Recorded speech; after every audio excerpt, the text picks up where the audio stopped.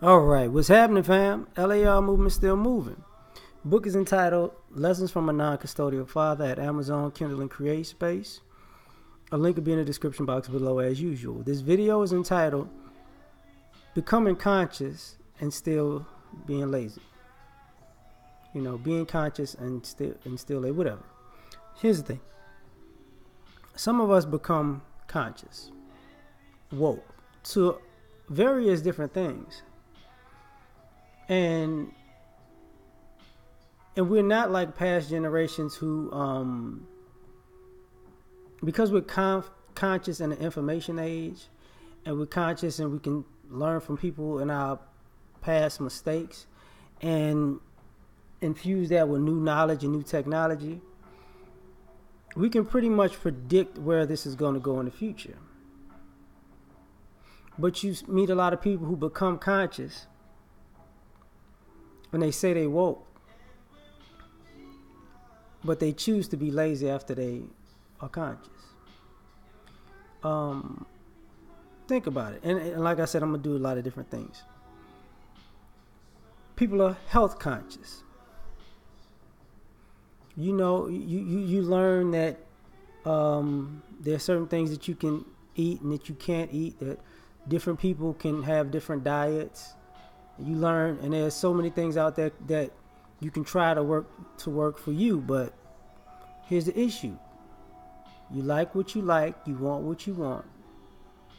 And instead of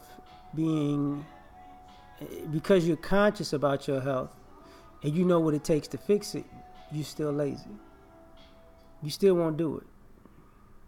You know, I had a conversation with a family member before about, I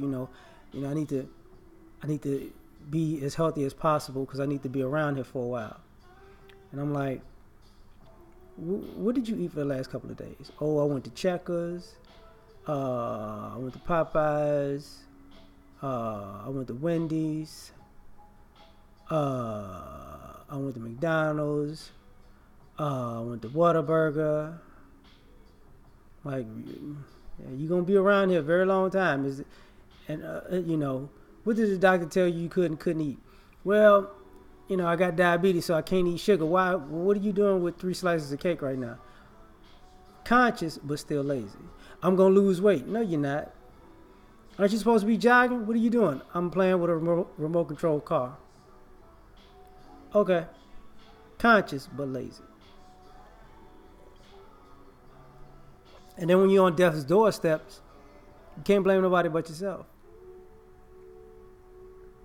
You got people who are conscious racially. We know, how we got where we are. The tricks that worked on generations prior. What doesn't work as far as a response that we do, and what does work. But what happens?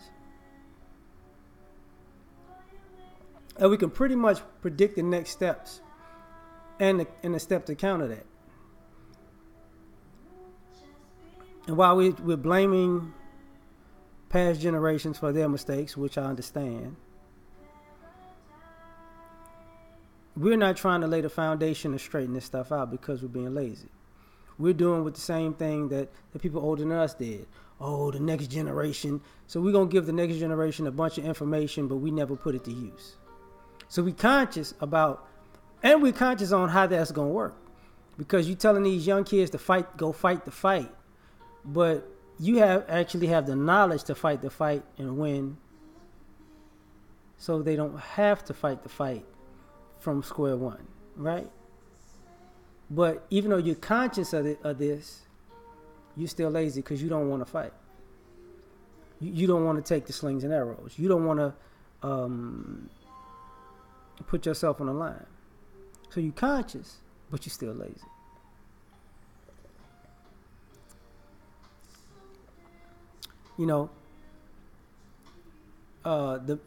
We're conscious about how our relationships aren't working and why they're not working and why there's animosity. But ironically, And we know what to do to fix it. But when it comes to doing the things that we need to do to fix our relationships, we're lazy about putting in the effort for to make things right. So conscious, but lazy. And I use it in different ways. You know, now it's been brought to the men's attention that we need to be more industrious. So maybe these guys can't be industrious in the next 10 years because now it was just brought to our attention maybe in the last 1 to 5, right? So, but maybe we can lay the groundwork for our kids to be industrious so they can so their relationships won't have as much animosity while we're trying. And if we're trying and things and we mesh together, cool.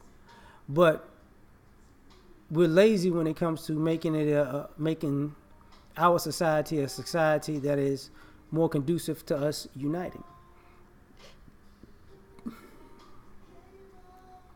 We're conscious about interracial dating, but we don't want to work with each other, so we'd rather work with somebody that's not us for the people who interracially date like that. Or procreate, I should say. Not interracially date, just interracially procreate. And we're conscious that, you know what, you're going to wind up breeding yourself out because the kid that you have might not be in a neighborhood with people that look like you, so they're going to date somebody that looks more like them. And maybe by the time you're a granddad, you know, your money, your resources, your legacy goes to a community that doesn't look like you.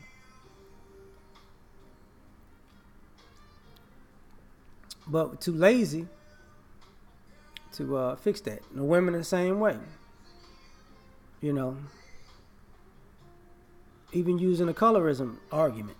They don't have a problem if they can date interracially. They're going to they're conscious to know that, you know, if I get a guy that's not black and my kid is probably not going to be my color, then my whole issue about promoting dark-skinned women is, you know, a dark-skinned beauty is null and void. We conscious, but we still lazy. You know, that's just what it is.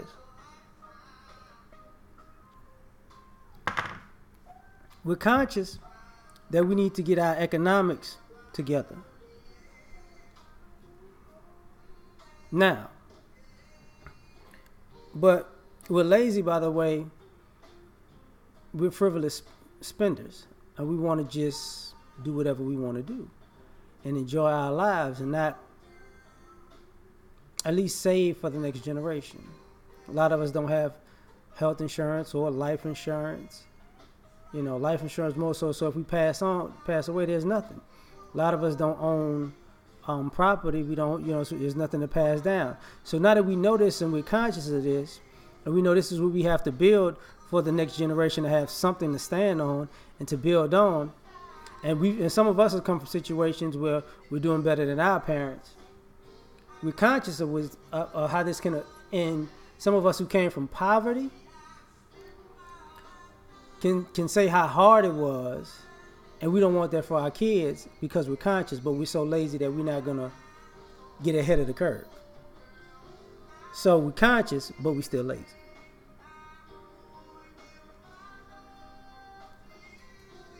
So that's a problem, you know, big problem. We're conscious about politics, but we're still not voting locally because we're being lazy. You know what I'm saying? We know the effects that it can have. We're conscious about we need to support black business to have an economic base, but we're lazy when it comes to supporting black business to create an economic base. You get what I'm saying? Conscious, but still lazy.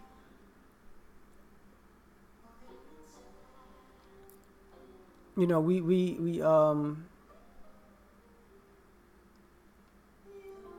conscious of the fact that we're not producing the best children, and we need to produce better children or be better parents. But we're lazy at being parents, and the other people who don't have kids don't want to procreate, thus, or acting like they don't want to procreate, thus their intelligence goes to waste.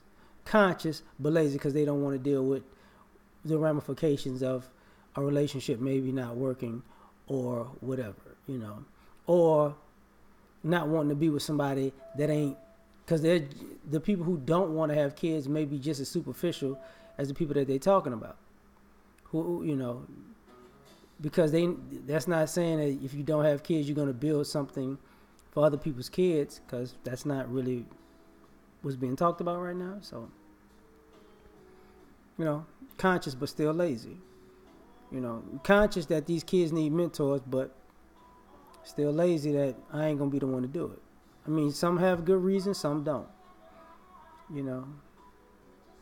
So this is my spiel on this one, because I don't think we talk about a lot of the things we know and can change right now. We're too lazy to change. So if 10, 20, 30 years from now, we're looked at with disdain, we're worse than the generations prior, because we had the information to know where this was going to end, and we still didn't choose to do anything about it because of laziness. So we out. Peace.